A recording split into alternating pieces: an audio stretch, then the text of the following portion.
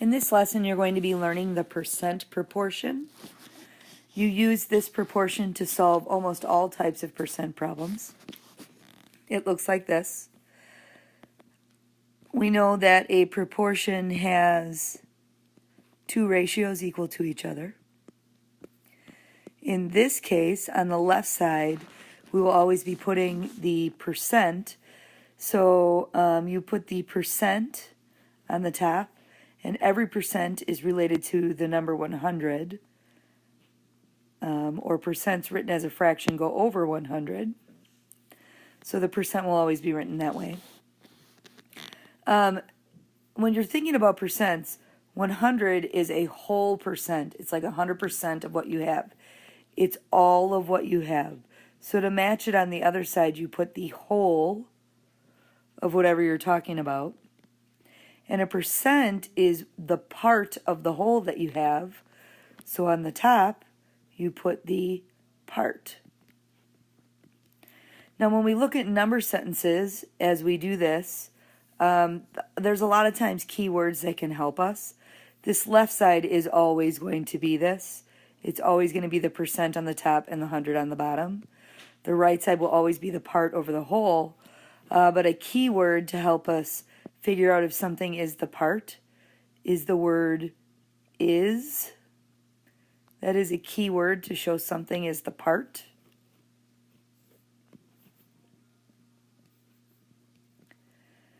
And a keyword to know something is the whole is the word of. I like to use the sentence, something is part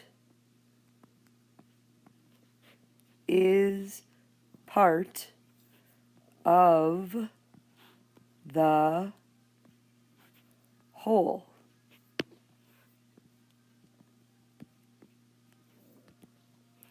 So of is the whole. So we're going to be filling in this percent proportion and then solving each problem using cross products. So in example 1, I'm going to write my proportion. I always start with my line equals my line. And I always put that 100 in right away. So then I read the number sentence. It says, what percent of 25 is 12? When it says what percent, that means we don't know the percent. So we will replace what we don't know with a variable. The percent is always over the 100. So I'm going to put an X there because I don't know the percent. And then I'm going to look at the other numbers that I have. I know I have to have the part over the whole, or is over of. It says of 25, so that's the whole, is 12, so that's the part. You can't assume that your part is always smaller than your whole. Sometimes the part will be bigger. That just means you have over 100%. Okay, so then we're going to use what we've learned already to solve proportions. I like to start with the diagonal that has the variable. So I take 25 times x. I get 25x equals. My other diagonal is 100 times 12. I know that multiplying anything by 100 is just moving the decimal 2 spaces to the right. So I have 1,200. I have a one-step equation here. So I'm going to divide by 25. Divide by 25. My 25s cancel out. I get x equals. And then I do 1,200 divided by 25.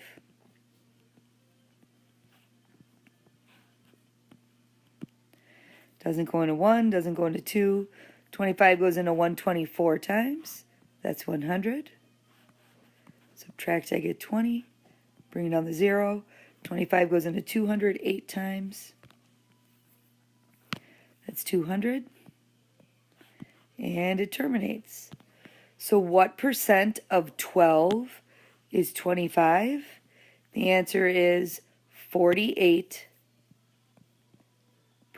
And you have to put that percent sign because you have to remember that that's what we're finding in this specific problem. Now, just to kind of talk about if that answer makes sense, if you're talking about how much 12 is of 25, we know that half of 25 is 12.5, which is 50%. So it makes sense that 12 would be less than 50%, and technically just less than 50%. All right, so we have more examples because we need to think about all of the different spots that can be missing in the proportion. Let's move on to example 2. So 25% of what number is 9?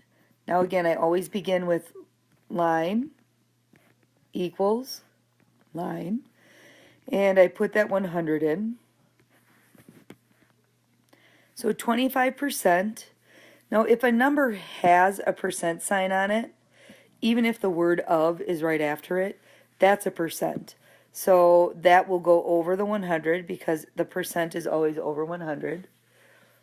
It says of what, so we don't know the of, is 9. So we don't know the whole, and we have the part. So I'm going to start by using the cross products to solve this. I'm going to take 25 times x, which is 25x, and 100 times 9, 2 spaces to the right, which is 900. And to solve this one-step equation, I divide by 25. And I have x equals whatever 900 divided by 25 is. So 900 divided by 25 doesn't go into 9, goes into 93 times. Subtract to get 15, bring down the 0. And it goes into 156 times. So it terminates, and I get x equals 36. Now it makes sense that it is bigger than 9 because we were finding the whole when you had 25% of the number. So it makes sense that 9 is 25% of 36. All right, let's keep moving. Example number 3. We have what number is 0.4% of 40. So I write my line equals my line, and I put in my 100. I like to personally look for the percents first, but you can go from left to right. It says what number is. So we do not know the is. It's kind of what is 0.4% of 40. So I know that the 0.4 goes in the percent area. I know of 40, the of goes in the denominator. And we don't know what number is, so we're looking for the part. Now when I do this cross multiplying, 100 times x is 100x.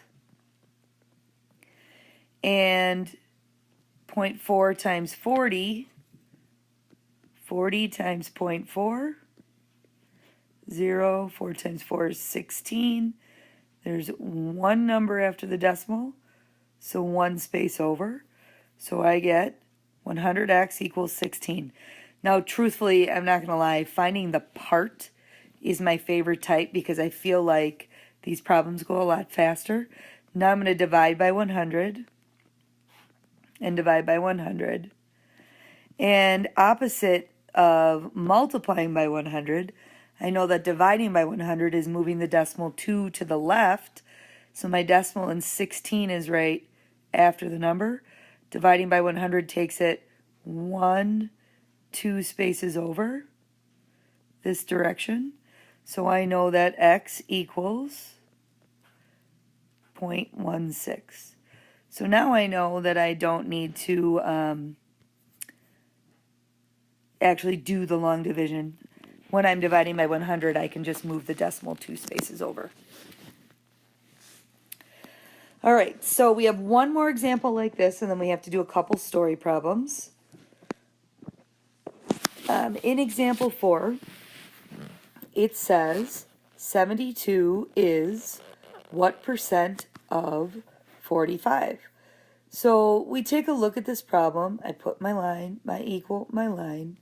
I know that 100 is always in the denominator. And then as I look at this, I see that it says what percent, so I know that I'm going to be finding my percent. And then I know people will be 100%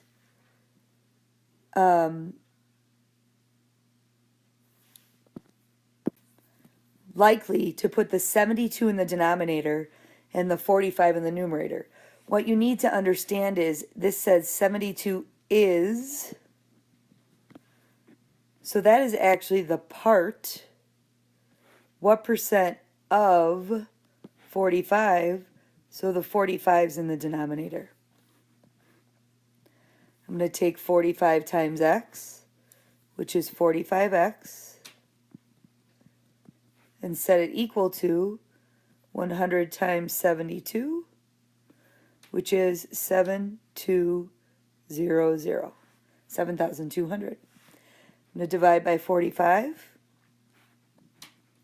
and divide by 45, and we will see what x equals. I do know it's going to be a percent.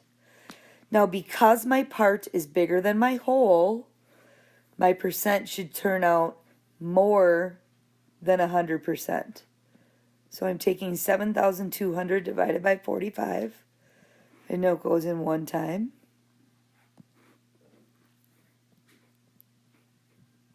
Twelve minus 5 is 7.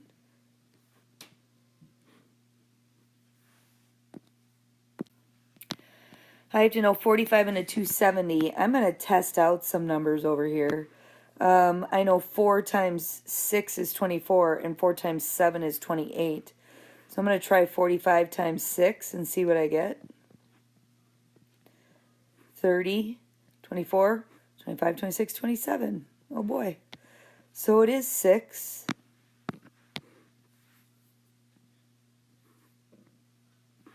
Which is 270. But I do need to continue my subtraction and my division because there is one more 0 to bring down. So I need to make sure I put that 0 in my answer. I have to finish the problem. So I get 160% as my answer, which worked out because it's not quite 200%.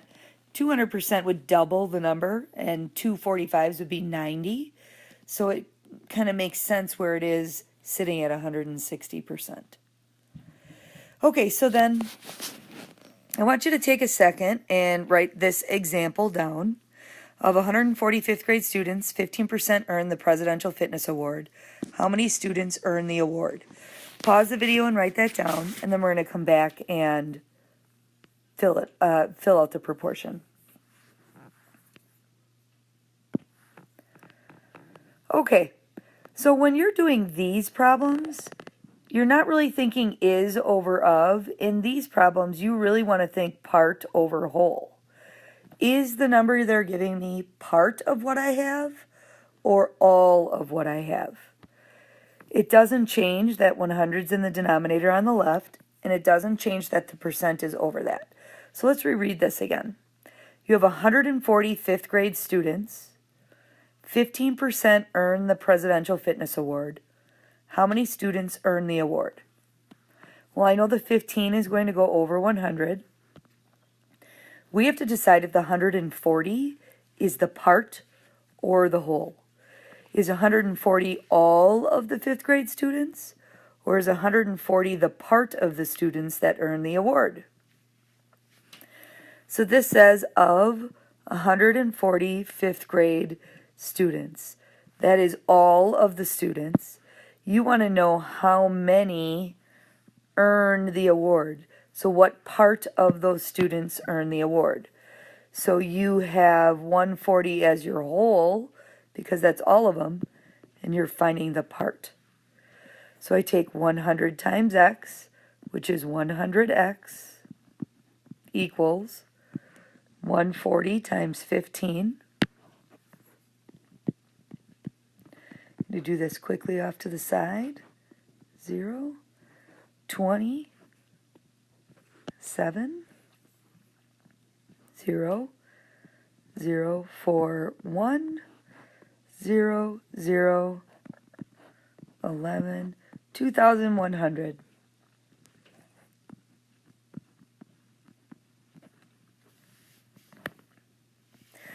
Okay, so now I have 100x equals 2,100. I divide by 100.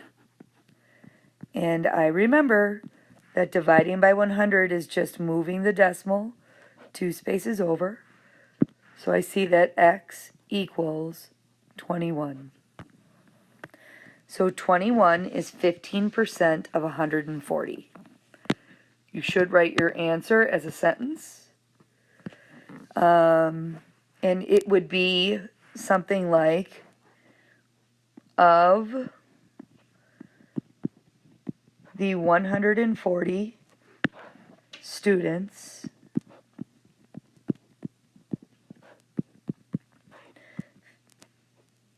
21 will earn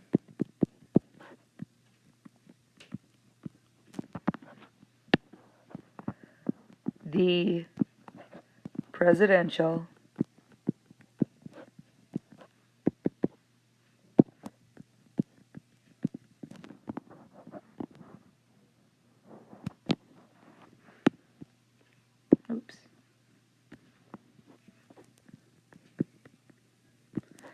fitness award.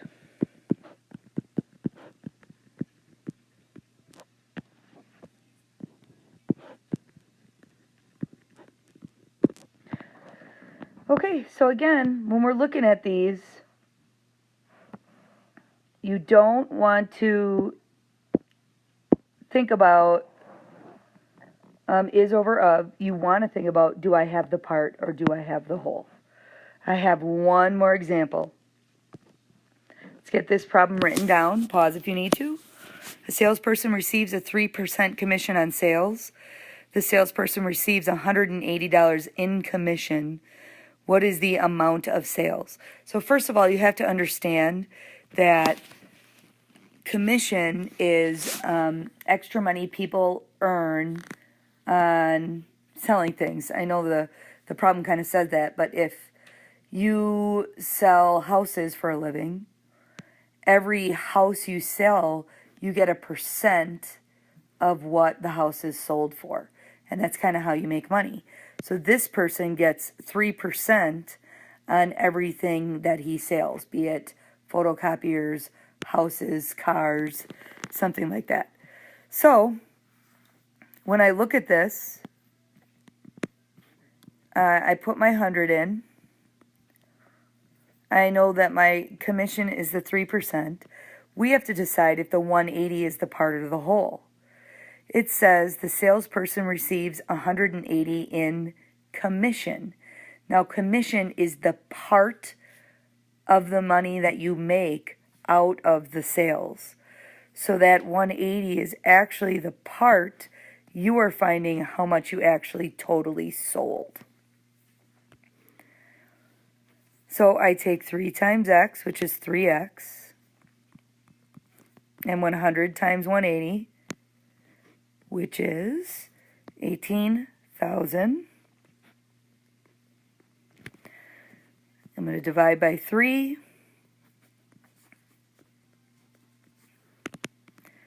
I have 18,000 divided by 3.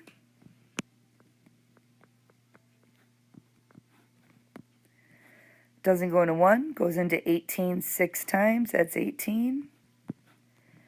And then you have to show all the way to the end of the problem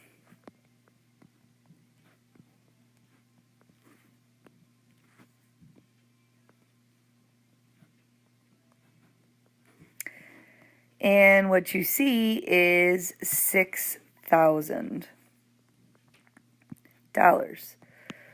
So what they're telling you is that this salesperson sold $6,000 worth of whatever they sell, and from that $6,000 they receive $180 in commission. Your sentence, which I'm going to have to fit in maybe this small box, is the salesperson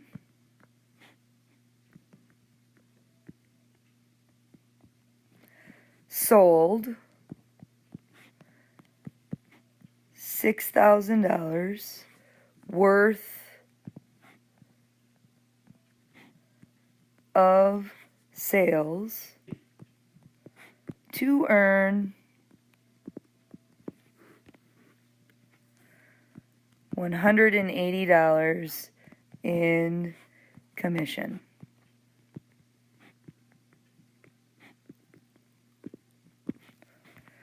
Okay, try this out. If you have questions, please ask. Good luck.